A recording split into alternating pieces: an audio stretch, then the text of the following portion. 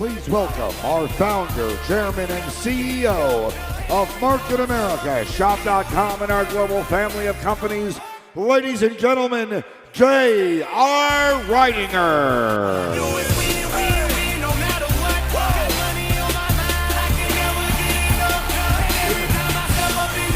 Ladies and gentlemen, our founder, chairman, and CEO, J.R. Reidinger. Love you guys.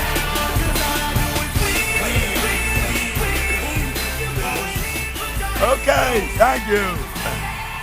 Thank you. Wow.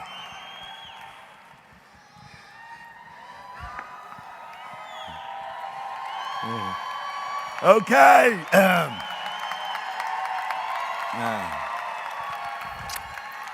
Welcome to MPCP 101. This is the Market America University, and this is our big classroom.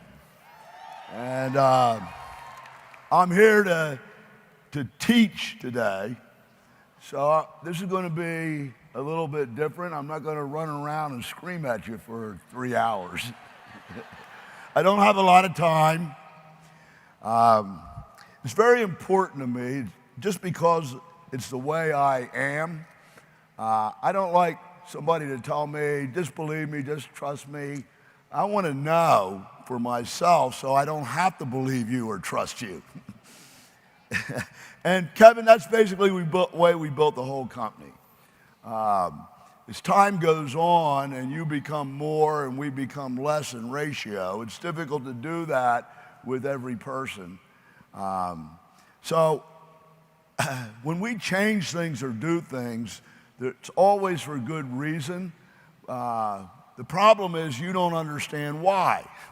And if you understood why and see that it's always in your ultimate benefit, it would eliminate a lot of, what do you want to call it? Mental constipation, verbal diarrhea, and it would just eliminate. I need that. Put it there. We're going to keep it somewhere else. What did it look like? At any rate, there's three things that are in the discussion mill. You know, news travels faster in Market America than on CNN. So I just want you to understand some things. And the three things that are out there are BV versus IBV. Using BV for IBV qualification and mixing of the two, which I think you'll see is like mixing oil and water. They don't work very well together. One thing defeats the other.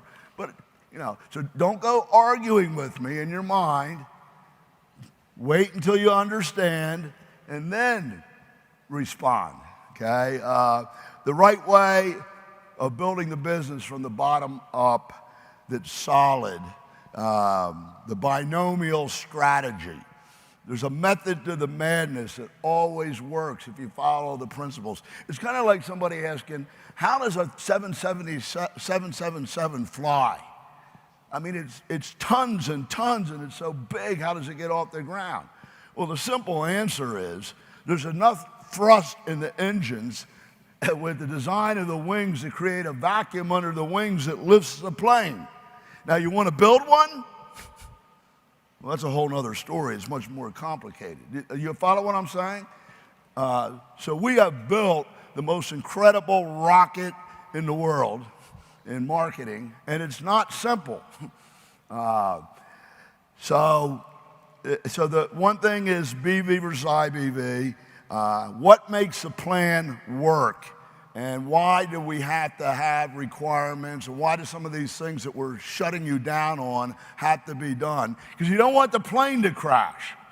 Ultimately, that's number one, right? You don't know what'll make it crash. We do. And three is, you know, requirements and rules of the MPCP and logic and math. These are the presentations I have. But three issues are BV versus IBV, cashback versus double plus IBV, and Downline Placement being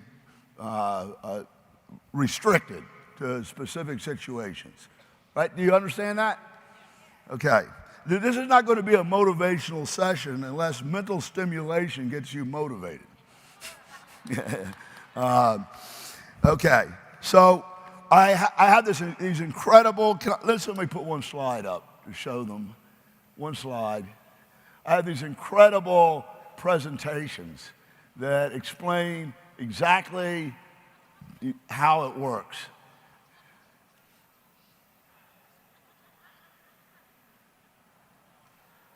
To dazzle you and take it. Okay, put it back at the beginning because I'm going to have to come back. But I realized that I'm not going to get through it. So I'm going to book 3 meeton.com or webinar sessions in the next 2 weeks to go through it slow, 3 sessions so that I don't have to rush. And those of you that are brainiacs or leaders that are having this cognitive dissonance and just can't trust me, okay, will understand. And you have to feel good about it. And believe me, you will feel good about it, okay? That's the best I can do. And so let me just dive in. What I decided to do, let me give them the bottom line first. I don't know how long it takes. I'm just going to run through it because if I don't get through the slides, some of the major areas of thinking or discussion I didn't get to. Is that fair enough? Okay, so first, our number one principle, these are like the 10 Commandments. You know, but I like George Carlin's analysis of the 10 Commandments. Who needs the 10 Commandments? They're way too complicated. Just do the right thing. You know?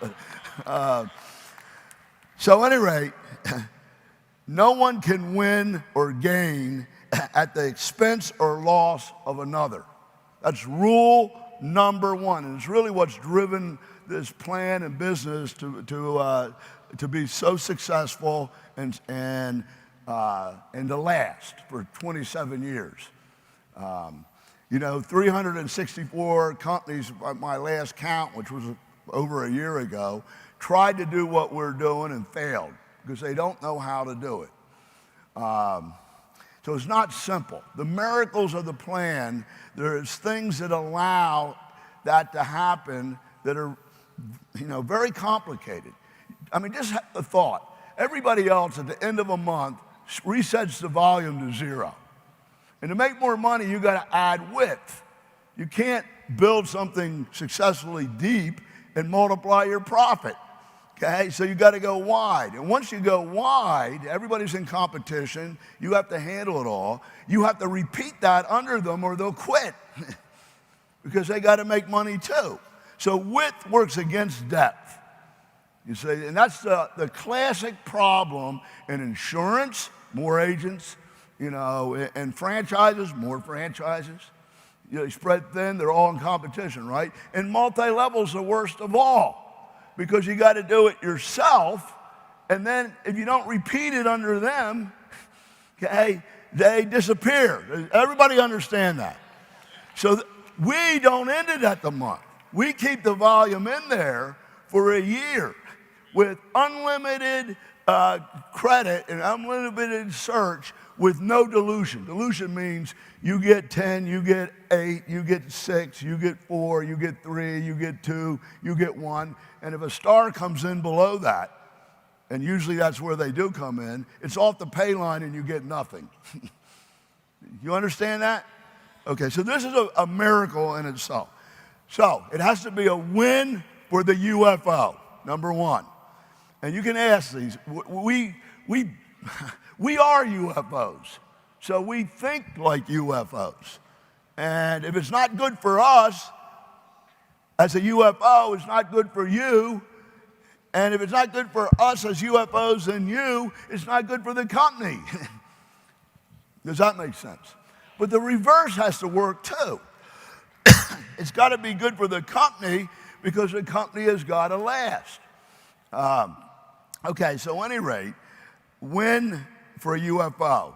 Goes further than that though, because it can be a win for a UFO who's big, but a loss for somebody who's little. Didn't think of that, did you? So, there's a decision to be made. It benefits the big guy and doesn't benefit or cost the little guy, or vice versa. But if you're stuck with a choice, you have to go with the little guy over the big guy, because the little guy makes the big guy. That makes sense? Then there has to be a win for the UFO, win for the smaller guy downline, win for the bigger guy upline, win for the company, and what about this one? Win for the customer. Don't cut off the blood, right? And believe it or not, a win for the supplier. Now not a big win. We know what they're making. They got to make something. You don't want your suppliers to go out of business, right, Marty? So it's a win, win, win, win, win, win. And so now the next principle that drives our thinking, like the Ten Commandments, okay, that thou shalt not covet thy neighbor.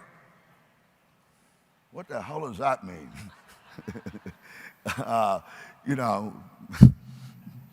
I'm human, she's beautiful. But I just let the bees fly over my head and not get in my hair.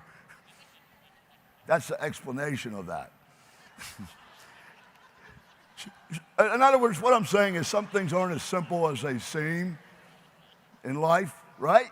Every one of you are accumulating volume, and you get 100% credit all the way up a line, right? So the guy above you you all have a second leg. And that one line doesn't factor in that second leg. That second leg is necessary to have a multiplier in order to work out the math and pay. Otherwise, you'd run out of money in 10 people, right? So the other guy above you hits 5 and 5, and he gets paid.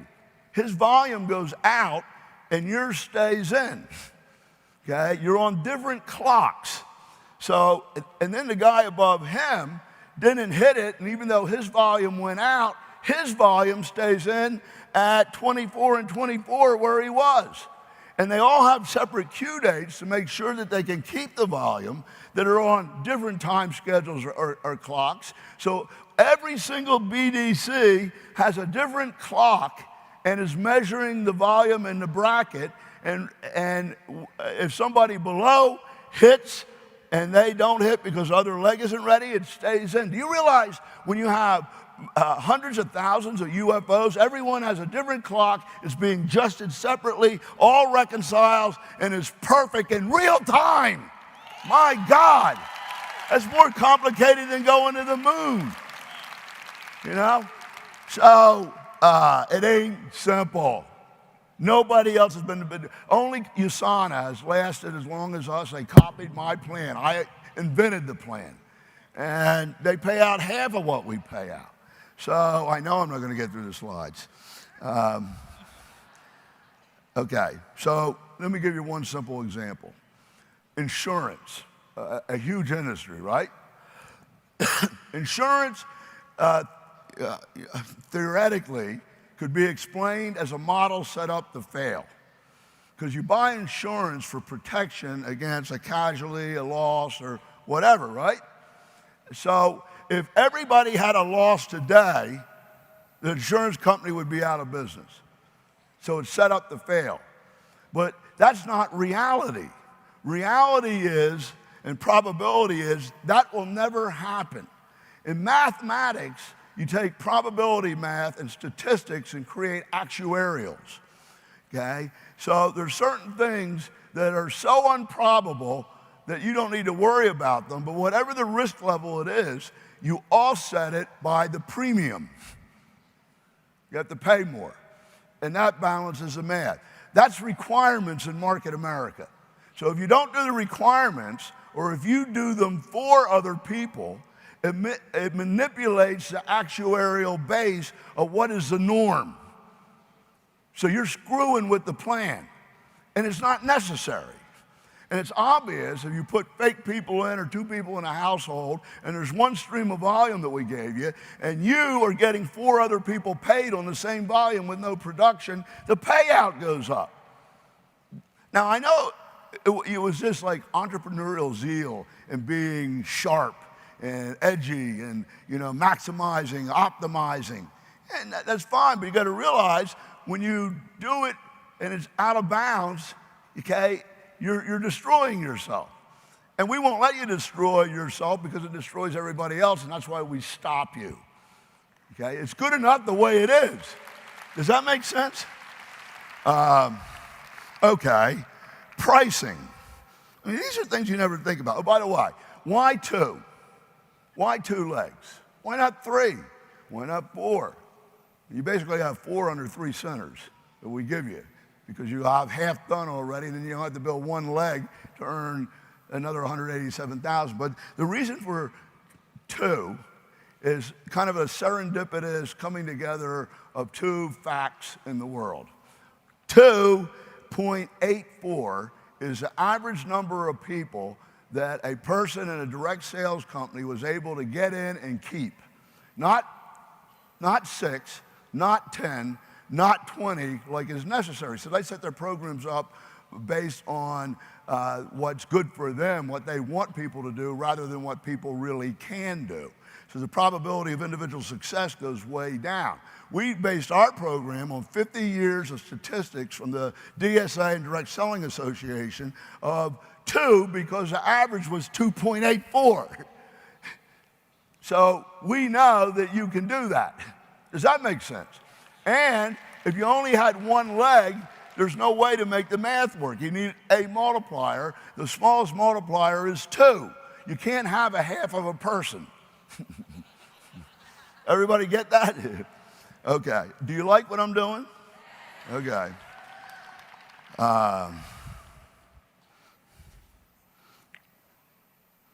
Okay.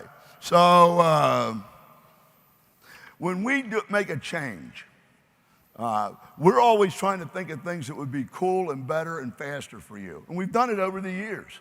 We've always improving. Sometimes we put something in, or sometimes the advisory council and everybody's brainstorming and they have an idea and they want to do it. So we're the same way. We're in the same boat. Sometimes we try it, but it's always as a promotion or a campaign, because I don't know what it'll do to the actuarials of the company, of the probability level. It could change things. You really can't tell. So when we do 3 of them, or 2 or 3 of them are in there at the same time, and something's going wrong, I don't really know which one has affected it. So it's better not to do too many of them, and we've kind of tightened our belt, and do 1 at a time to see if it works, because it's impossible to know how that affects the math or the plan until after the fact. We're willing to try for your benefit, but if it doesn't work for the win-win-win-win-win-win scenario, we're going to have to adjust. So that's why we adjust. We're not taking it away from you. We never gave it to you. We tried it. We made it a promotion. We did it for 3 months or a year, and it ended up being 10 years. So you get that? So even if you dislike it and it's right, can you forgive me? Huh? Okay. Now this is very important. Listen carefully. The plan's viability and reconciliation mathematically, that means when everybody gets paid and everybody wins, okay, does it do better than break even? Because if it's losing, okay, it's going to disappear. Correct? Okay. It relies on new volume. In order to get into the plan, you have to have new volume. That comes from doing your 200, and you don't have to buy 200. You sell through 200. Quarterly, you have an activity requirement. You have to sell through 50, 50, and 50 is 150. 150 is when retailed is 200. That's 150 BV. You're selling, you don't have a requirement to buy 50 a month or 150. I don't want to hear that. You have a requirement, you're supposed to have 10 to 20 customers, right? To sell through that. So it's regenerated volume. When you come in, you have to hit it because you got to carry your weight in order to participate in all this accumulation on everybody else. There's no free ride. Otherwise, it would get weaker and weaker and weaker. So everybody has to do that. If they don't do it, it starts loading the plan up with volume that's not carrying itself, that's not reconciling. Everybody get that? Notice I got out of my seat. It relies on new volume being produced. When somebody comes in and is going to get credit, and everybody's going to get credit above, okay? It relies on regenerated volume. That's why we make you sell and have requirements, like Kevin was talking about. It's just not regulatory. It's good business building. It makes the plan work. You see what I'm saying? Okay. And it relies on a natural pattern, just like insurance. This is what normally happens. Most people don't go out and have 3 car accidents in a day. They might have 1 a quarter. And we can live with 1 a month, but not 3 a day every day. That breaks the model. Do you get that? So when you put fake centers in, or you see an opportunity, and man, it's so tempting. Look at that leg, and there's 1 person. If I could just put some volume there and get 1 person in, we would hit another check. I understand that. That's entrepreneurial zeal. But you can't do it because it breaks the bank. It breaks the system. So we have rules against it. And you say, oh, man, they're trying to make it hard and difficult. No, we're not. Okay? The plan, can't you say more and more people would earn on the same volume? That doesn't work. It has to be built from the bottom up, not the top down. It's just like a skyscraper. You don't start at the top and build it down to the bottom. You build it from the bottom, and you can go as high as you want if you have a strong enough foundation and base. And that's how the plan works. Solid from the bottom up.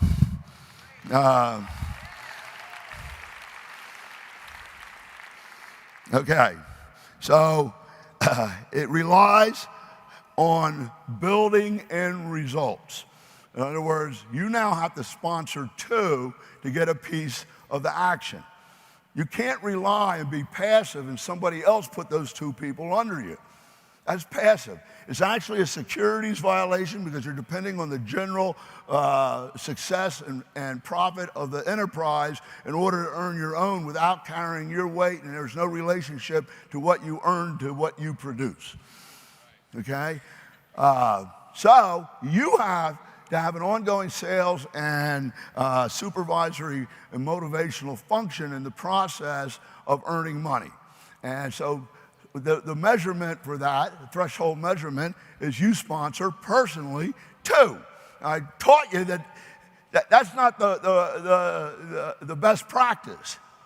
The reason that we did vertical rather than horizontal for profitability is do the same thing they do in insurance or real estate or franchises or multi-level. Sponsor 8 over the year. Because you're not going to have to handle them all. They're all teams down 2 lines, and it's made to handle that. But forget it. You got to do at least 2 for the math. Does that make sense? Okay. No passive volume, and everyone must carry their own weight. This is huge.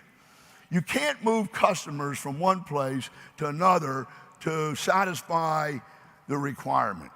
You can't have somebody come in and do their requirements for them. Right? Because it's breaking the model. You're loading passive volume. That person's passive. It's against the law, okay? And it doesn't work in the plan, and it destroys the math. What's wrong with having real people that you help get real business, real retail accounts, and make it solid? You know? It's going to go away anyway. And guess what? If you're doing that, you can't stop because it's all relying on you. Does that make sense? Okay, sit back down, JR. Okay, the plan will not support synthesis. Synthesis is something that you synthesize. It wasn't real. It wasn't really Dennis getting Kevin and them getting customers and then us going together to get really good people excited about the business and build it with them and get to the whole process, right? You started plugging things in. Because the back office is so powerful, you can see everything. On Friday, you see where the volume is. Next Friday, it's different. The next Friday, it's different. And you take chips and stick them in there. They're supposed to be stationary, and you build it out. So you're moving it around, playing a game at the end of the day, and it doesn't support that. The plan will not work with that, mathematically. You know why casinos have rules against card counting? I mean, first of all, a person who can card count is brilliant. They are a genius. And, you know, intrinsically, there's nothing really wrong with it. They're beating the system. They're beating the odds. But you have to understand the gaming opportunity is based on a fundamental principle of probability. 52 cards and a probability for every draw.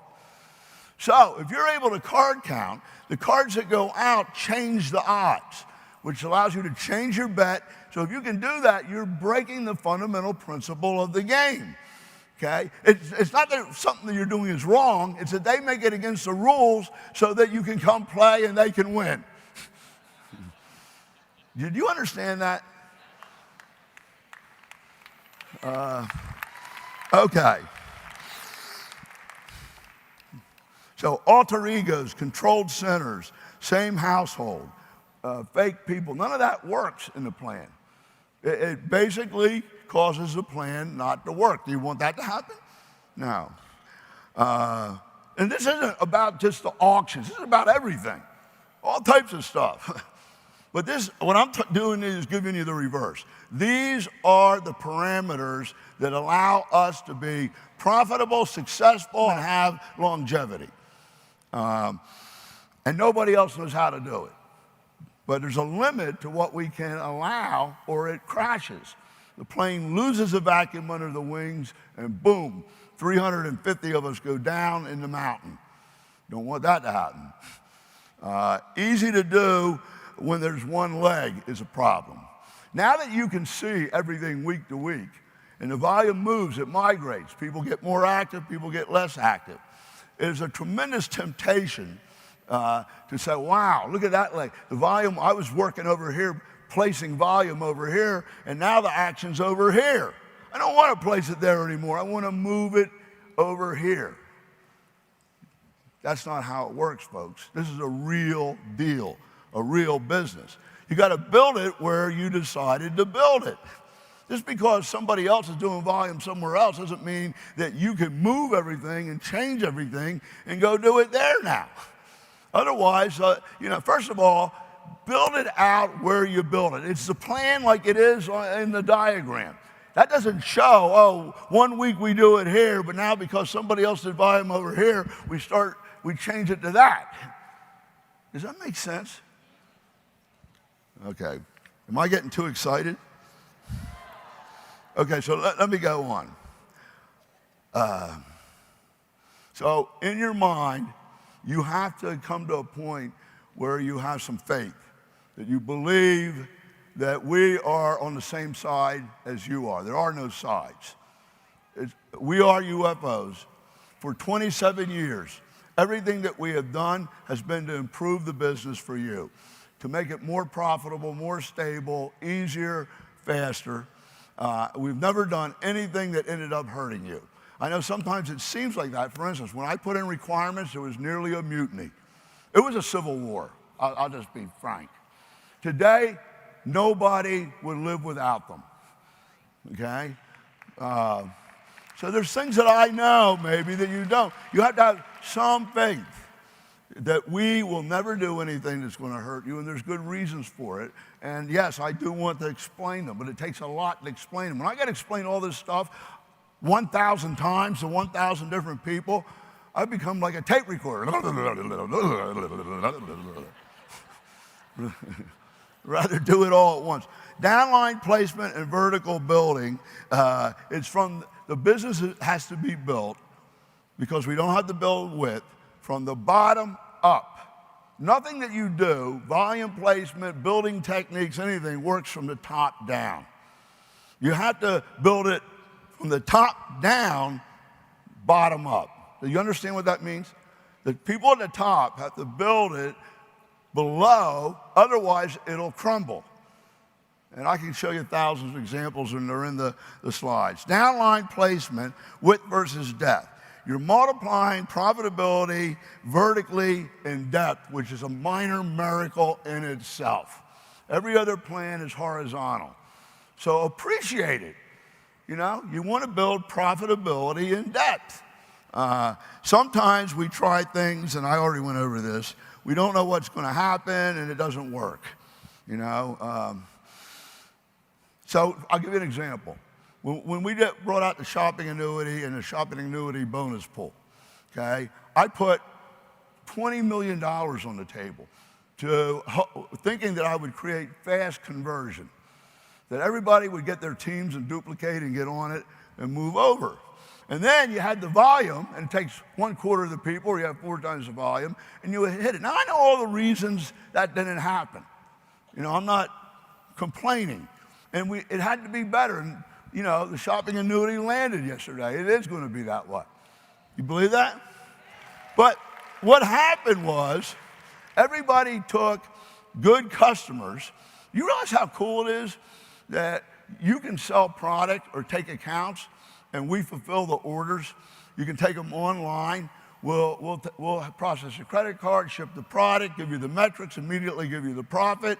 So you can build a giant customer base or business without having to inventory like MLM and without having to handle all those problems. But what you guys did was you took those customers off and made them for personal use so that you could extract the shopping annuity bonus. Well, that basically was robbing Peter to pay Paul. We got no more volume out of it, but I paid you $20 million. You know, I said, okay, they got me on that one. But I shouldn't have to feel that way. It should all be about the same cause and purpose, right? So, you know, you get mad? Look, I get mad too, but I didn't let it affect anything. I still love you. You know, I said, they're really smart, Dennis. So Mark has to think long and hard about every move we're going to make and how it might be misappropriated. And it's not that you did anything wrong. I'm saying you did it inside the rules, so you didn't break the rules. So nobody, you know, can criticize you for that. You beat the system, though. And the thing you don't realize is that you are the system. So eventually it'll boomerang. What time? Oh, I'm not getting eight. I'm not even going to get through the cards. See how pretty those slides are, though? You can't wait. Come to my seminar. I'm going to book one a week for 3 weeks, and you are going to become experts. You're actually going to understand how the mathematics of the plan works. Okay? So I want the smarter people are the worst ones because they argue with themselves all the time. And if they don't understand the answer to everything, they can't totally be in belief-wise and passionately working-wise. They spend more time trying to find ways to beat it and profit, and, you know, I understand that. You know, I have a friend who has a job. He has a company that reconciles trading on the market. And so, because when you trade, you don't know if it went into your account and if it was actually transferred, and if the company has a transfer and the market maker or trader has credit for it. It's kind of like our plan. And there's a fraudulent, you know, thug practice out there of pushing trades through a second or 2 seconds after the market changed. And they got to catch that. But that's an example. If it went up $2 and I'm able to move the trade and you're not going to see that I did it, You know, 2 minutes after, I make the money. But it wasn't real. Do you understand that? That's an example of the type of thing that we deal with, if that helps you understand. Downline placement. Guys, here it goes. Supposed to be a personally sponsored, used to be downline placement. If I was working with Kevin, this is a bad example because I never did it because I just did it though.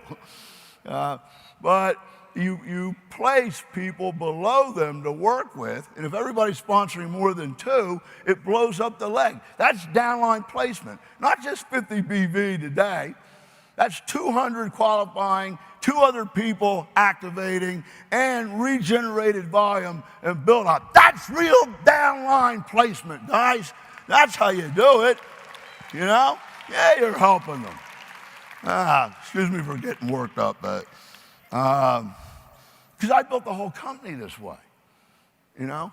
I mean, I never even told somebody when I placed volume downline of them, because I didn't want there to be expectation. I was working with them. We were in the home. We were selling product. I just wanted them to hit the level, you know, so that they'd be recognized and so they'd get a check and Santa Claus is real. So if I had some extra volume, I might place it where I was working because I was spread very thin and I wish I could put more time in there. And they hit and that gave us a boost. Does that make sense? Okay. So it's re-entry. Re-entry is the most powerful form of downline placement. You understand that? Vertical building. Working at the bottom with them is downline placement of your energy, effort, time, and building.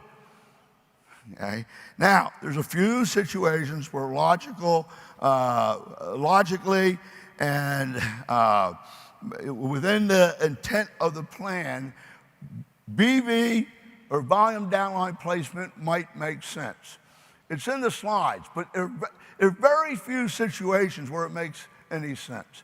Why would you place volume that you're selling under somebody at the bottom so they have to do less volume and it's not going to regenerate and build from the bottom up? How does that make your business any better or solid? Then the next month it doesn't happen, and then they're expecting it and they're disappointed. And it doesn't compound. It doesn't build from the bottom up, repeat compounding sales that get bigger and bigger and bigger because nobody can do it wide. Even when you move it out to other legs, you're destroying the compounding effect. Are you intellectually understanding what I'm talking about? Okay, so the back office was a game changer, okay? It was really designed for management to help people stay on track, meet requirements, determine where to work, balance legs, build teams, downline placement of sponsorship. Can't do it if you can't see what's going on. And to cover all the legs. So I could get with Dennis and Kevin and look at all the legs and say, you work here, I'll work there. So when you can see all the volume week to week, and you couldn't used to do that, it creates tremendous temptation. Temptation and opportunity to optimize or leverage the volume. This did not used to happen. This is not the way it was designed to be built, but it's something that has crept up. And so, you cannot go on somebody else's back office and put volume in for them, or you would simply be terminated. It is our death. It's our death. Wasn't intended for that. You're not allowed to go into somebody else's bank account. It's basically what you're doing. I don't want to argue about it. I'm just telling you, that crashes a plane, period. And we're not going to let it die. So just don't do it. You got your own back office. You can see everything anyway. Fair enough?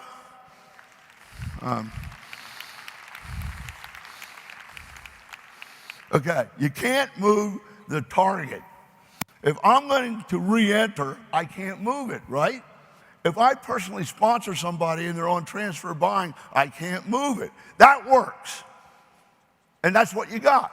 But you can't move the target to, okay, this month I'm going to put it down here. the volume switch, I'm going to put it over here now to take advantage of the volume. That is not how the business works. Mathematically, probability-wise, and it's not a good business practice. Is that fair? Now, whether you like it or not, that's the truth. Okay, so personally sponsored transfer buying, one re-entry per BDC. We used to give you, every time you cycled, another BDC. Elizabeth had like 70 of them. You can't do that. Why? Because it loads up the system all over the place with potential apexes that weren't supposed to be there to hit other checks. It's okay to have one, but they're all in line, so if you build this one, they all get paid. That doesn't work mathematically. Isn't it great? This is the way it is. You finish one, you do your 2, 3, then you can get another one.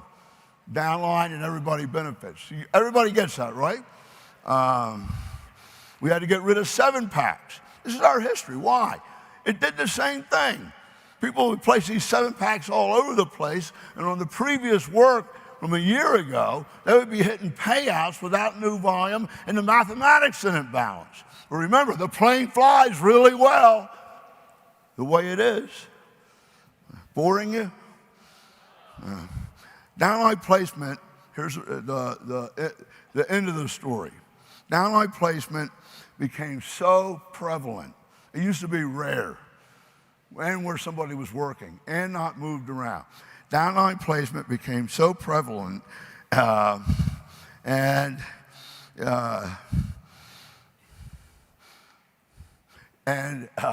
that it became a regulatory problem. I worry about it. Think about it. Those people aren't doing the volume. It was okay one place where you were working, but now it's all over the place. So the plan is being more and more driven by people's efforts at the top looking for a gaming opportunity and just placing the volume down there. And I can't explain how they carried their own weight or how they retailed that product, because they didn't. And here's the thing that nails the coffin. You can only do that on encumbered volume. Now, in the old days, Dennis would be selling, not 200, but 1,000, 2,000. And he's working down with somebody. Every month that product turns. So there's an established pattern. That unencumbered volume when he bought it, because it's always unencumbered when you buy it, right? Unless you have customers on buying it. With me? That unencumbered volume is being placed, and everybody's getting credit for it, right? And he hasn't sold it yet. Yeah, I know he sells it every month. So I could create a program established for somebody that we know is moving.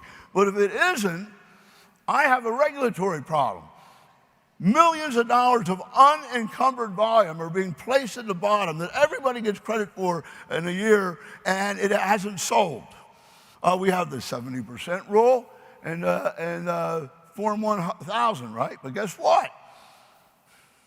That happens after the fact. So to reconcile it, we got to go back and charge people back.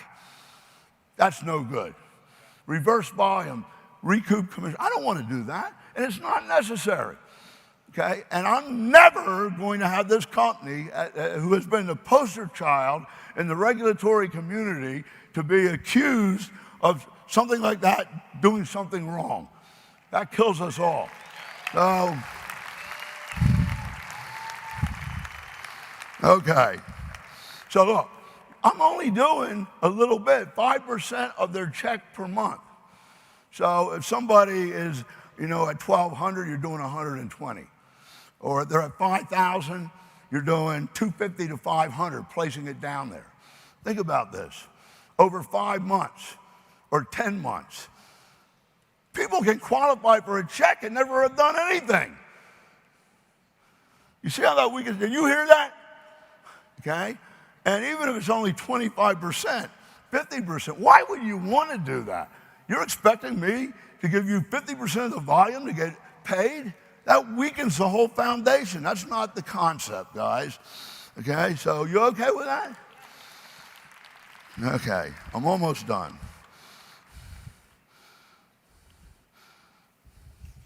You know, just think, what would be a fair expectation to get from upline? For me, I would rather you sponsor somebody under me or re-enter under me or work with me. What is it, 10% of their volume, 25, 50%? I'm expecting 50% of my volume to get paid to come from you. You think that's a good idea? Okay. So it has to work our way to work for you guys, and this doesn't work. That's the bottom line. Do you see why it doesn't work? So we're still letting you do it, but in one leg where you're working.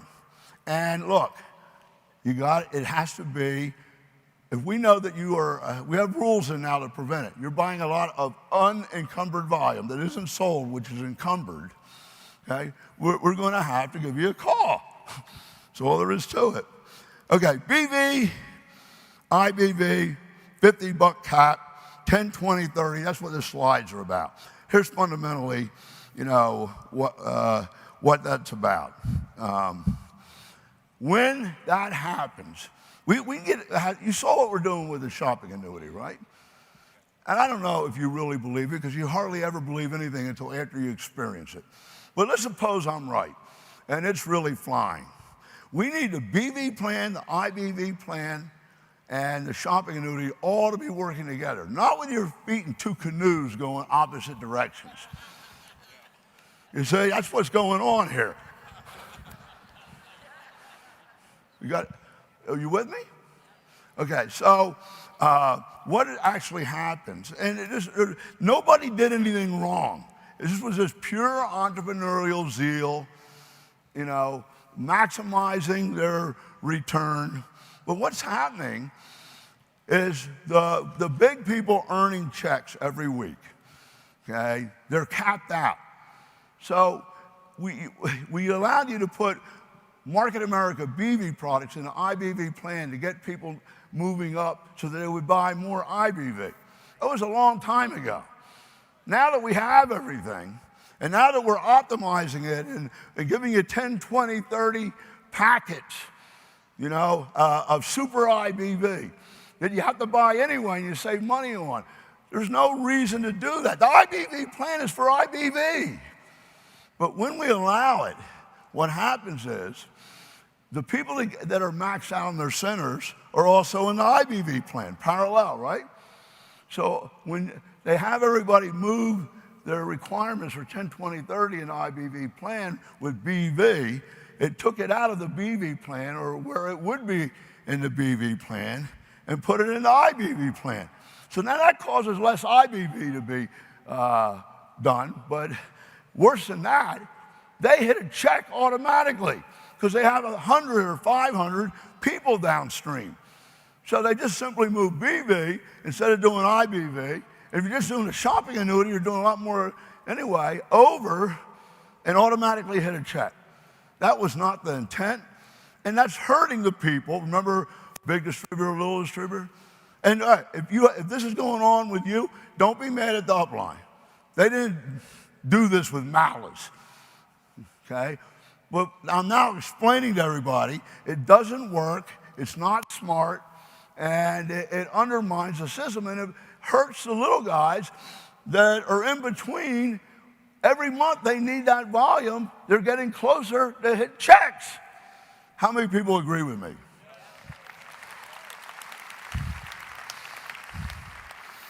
Okay, let me get to the end.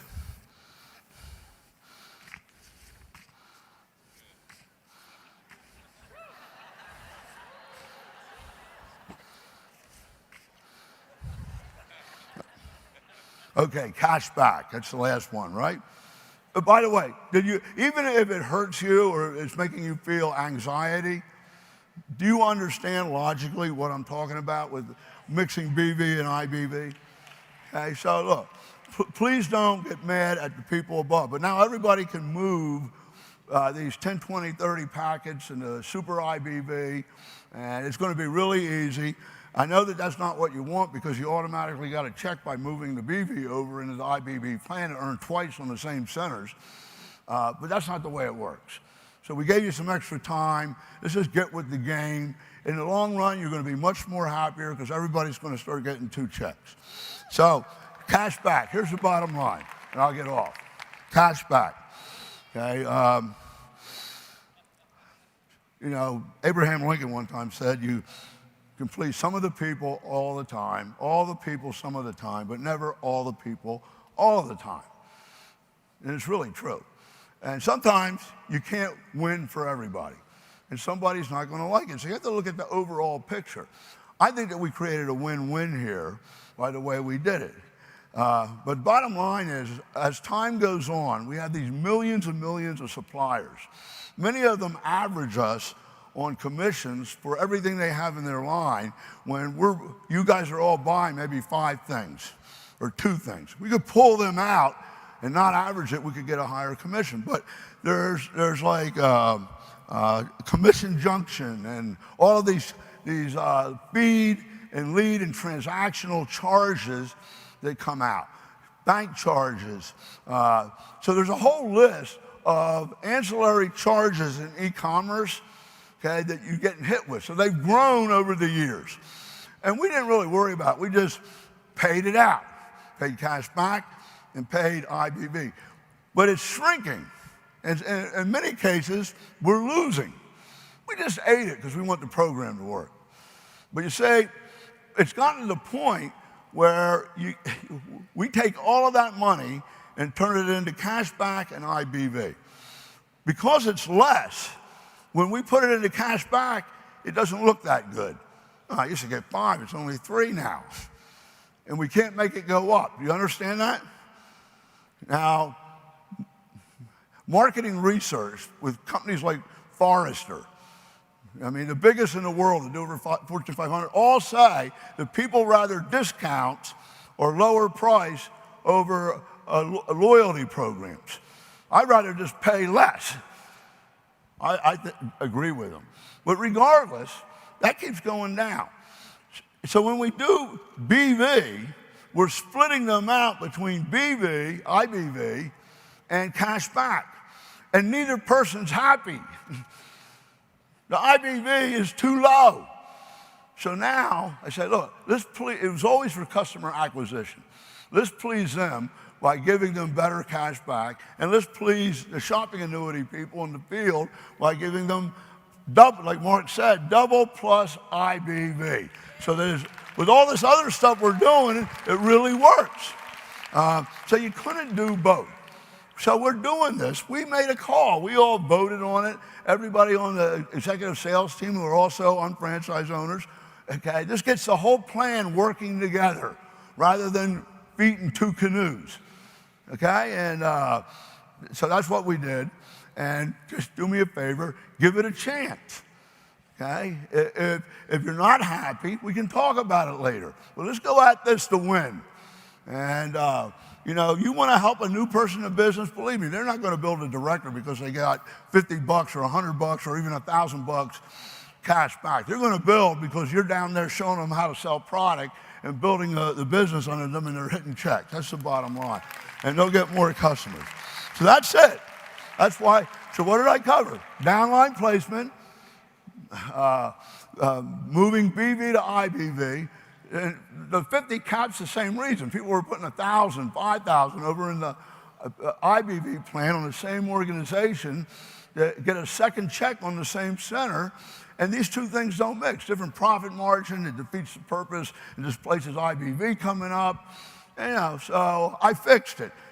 You know, it's kind of like requirements 20 years ago. I know you don't like it, maybe, some of you, but just, you know, I'm going to make you do it, and you're going to be happier in the end. Okay. I love you. Thank you.